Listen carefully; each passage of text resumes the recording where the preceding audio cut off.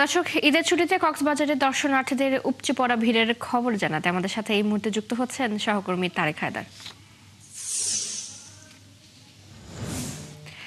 তারেক, আপনাকে ঈদের শুভেচ্ছা। ঈদের ছুটিতে পর্যটকদের চাপ কেমন দেখছেন? চাপ সামালতে ট্যুরিস্ট পুলিশের পক্ষ থেকে কি ধরনের ব্যবস্থা নেওয়া হয়েছে?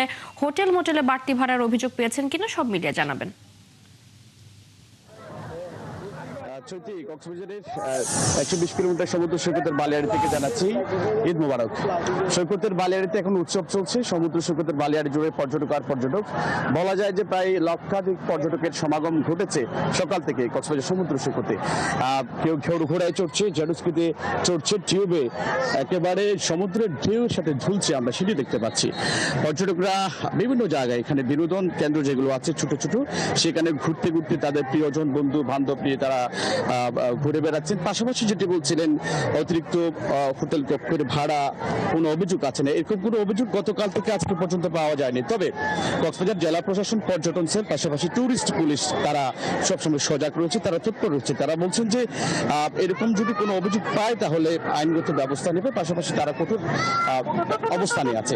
যদি বলে যে কক্সবাজারে প্রায় 5 শতাধিক হোটেল, কটেজ, রিসোর্ট তারা পুরো রমজান মাস জুড়ে ব্যাপক প্রস্তুতি নিয়েছিলেন। প্রস্তুতির পর তারা পর্যটক বরণের জন্য উৎসুক ছিলেন এবং আজকে সেই কাঙ্ক্ষিত পর্যটক এসছে পুরো কক্সবাজারে। সমুদ্র সৈকতের 3টি পয়েন্ট, লাবণী, কলাতলি এবং সুগন্ধা, 3টি পয়েন্টে ঠিক এইরকম পর্যটক আছে, তারা উল্লাস করছে। এখানে বলা যায় যে এক ধরনের উৎসব চলছে পর্যটকদের। এইখানে বলা যায় সকাল 7টার পর থেকে মূলত পর্যটকরা একজন দুজন করে দল বেঁধে বেঁধে সমুদ্রে নামছে, সমুদ্রের ঢেউর সাথে ঝুলছে, টিউবে চড়ছে, জেটস্কিতে চড়ছে, ঘোড়ায় চড়ছে, পিটপুট চেয়ারে বসে আছে, অনেকে হাঁটু পানি পর্যন্ত সমুদ্রে নেমে, অনেকে আবার স্নান করছে।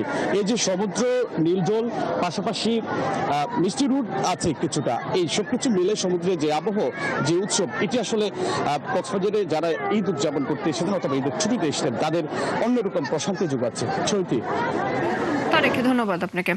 আমাদের সাথে কক্সবাজার থেকে যুক্ত ছিলেন সহকর্মী তারেক হায়দার।